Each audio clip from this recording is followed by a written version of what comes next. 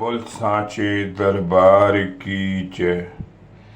जय जगत जननी माता जी ट्वाटी सदा ही जय। बोल मेरे दिल वाली सरकार की जय। सिया राम सिया राम।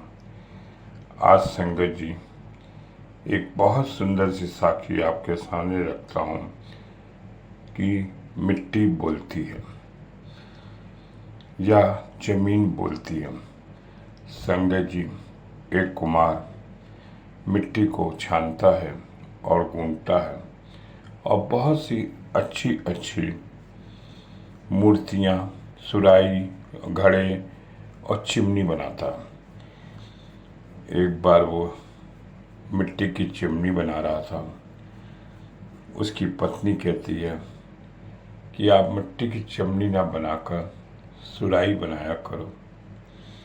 फिर वो मिट्टी को फिर से गूंथता है, कहता है सुराही बना देते हैं, और बहुत सुंदर सी सुराही बनाकर उसको आग में तपाता है और सुराही बन जाती है। जब सुराही बनाने लगता है तो मिट्टी कुम्हार से बोलती है, बहुत अच्छा किया, तुमने चिमनी नहीं बनाई, जो सिगार पीते हैं वो नहीं बनाया, और तूने सुराही बनाई। अगर तू चिमनी बना देता जो पीते हैं हुक्का, मैं भी जलती और वो भी जलता। मैं तो जलती जलती उसकी आग की तपस में जो पीता वो भी जलती, उसका भी नुकसान होता। तूने सुराही बनाई, देखो इस सुराही में पानी भी डाला, मैं इतनी शीतल हो गई कि आने वाले लोगों को भी मैं शीतलता दे रही हूँ।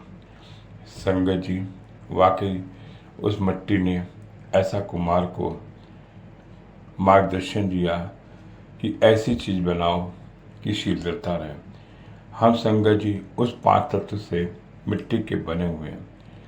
जब हम गुरु के अमृत वेला सत्संग से जुड़ते हैं और उसकी आग की तप में बनते हैं, तभी संगत जी हम वो सुराही बन जाते हैं जो अपने को तो शीतल देते हैं, दूसरे को भी शीतलता देते हैं।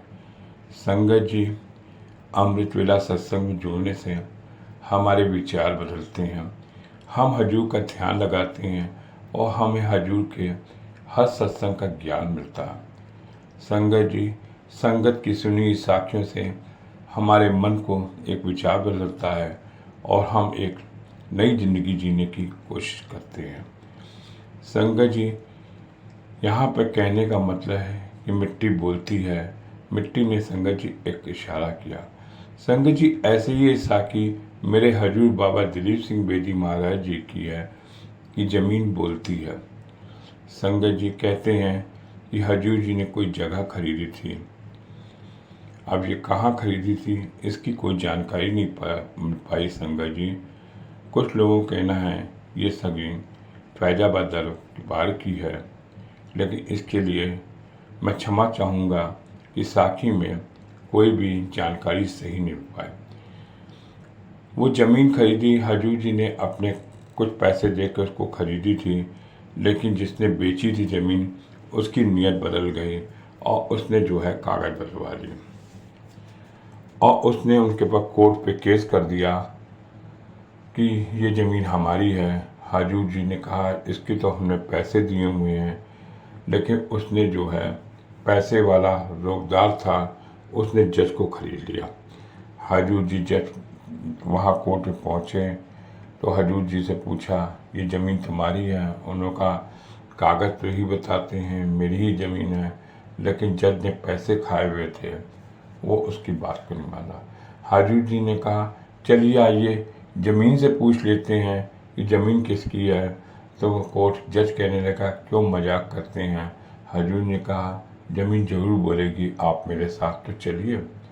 जज भी आता है, जिसने ज़मीन बेची होती है वो भी आते हैं, और हजूर जी उस ज़मीन पे 2 डंडारूल मारते हैं और एक आकाशवाणी होती है, मैं बाबा दिलीप सिंह बेदी की हूँ। मैं ये ज़मीन बाबा दिलीप सिंह बेदी की है। संगत जी जिसने गलत ढंग से हजूर की ज़मीन हड़पी थी, वो तो संगत जी हजूर के आगे ज़मीन पे लेट गया और माफ़ी मांगने लग गया, और जज ने भी देखा और जज ने तुरंत फैसला सुना दिया, ये हजूर की ज़मीन है। संगत जी कुछ लोगों का कहना है ये ज़मीन रकाबगंज में हजूर बाबा दलीप सिंह बेदी महाराज जी का जहाँ पर दरबार बना हुआ है, ये वही ज़मीन है। लेकिन संगत जी मैं इस पर कंफर्म नहीं हूँ, क्योंकि ये संगत जी मैंने ऑनलाइन सत्संग से साखियाँ सुनी हैं जो आपके सामने रखी हैं। कहते हैं ज़मीन बोलती है। मेरे हजूर अंतर्यामी थे और सारी संगत जानती है कि हजूर के आगे किसी की नहीं चलती है, क्योंकि हजूर तीनों लोक के अंतर्यामी हैं। और इस तरह से संगत जिसने हजूर को ज़मीन बेची थी, वो ज़मीन पे लेट कर हजूर जी से माफ़ी मांगी और हजूर जी को वो ज़मीन मिल गई।